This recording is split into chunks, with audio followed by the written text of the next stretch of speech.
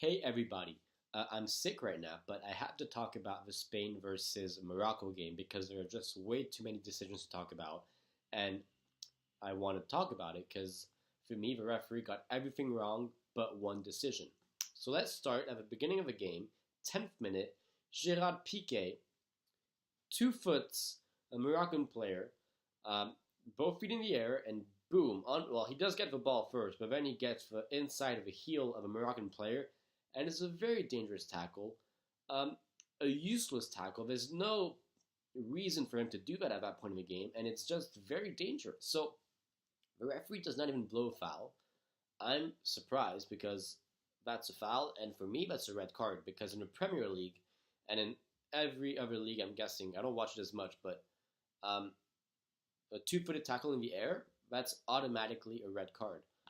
So I'm not sure what the referee is doing on the pitch because it was pretty clear that it was a very dangerous and reckless tackle. What on earth are the VAR referees doing? Because it's their job to tell the referee if there's a potential red card or not that should be displayed to a player. They're not telling him anything. So for me, first decision, wrong. It should have been a red card for Piqué, who was dumb on the play. No other word. There's no reason for him to do that. Second contentious decision, for me, Belanda, the number 10 from Morocco, sorry, puts his foot on the tibia of Iniesta.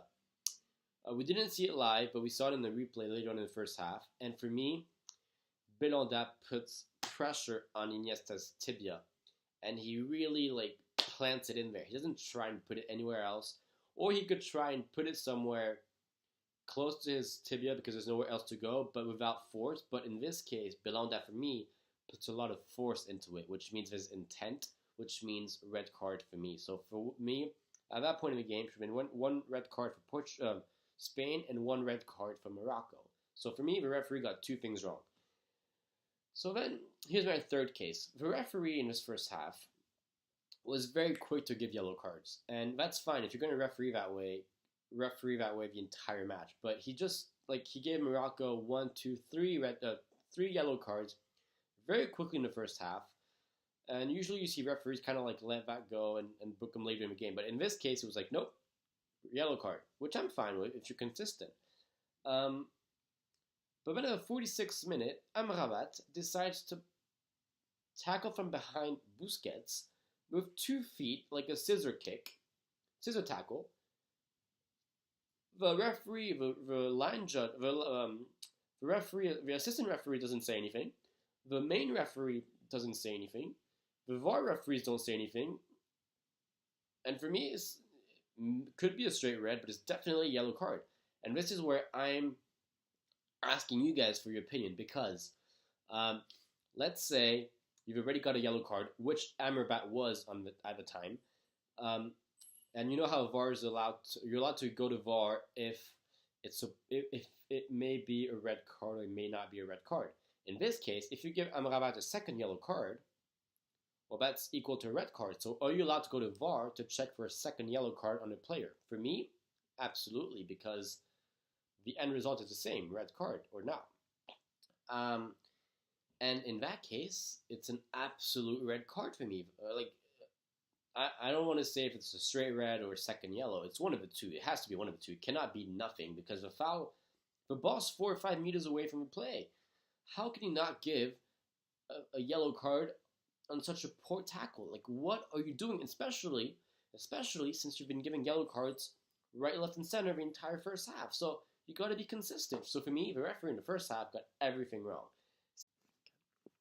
So then the second half starts, and you're telling yourself the referee can only be better.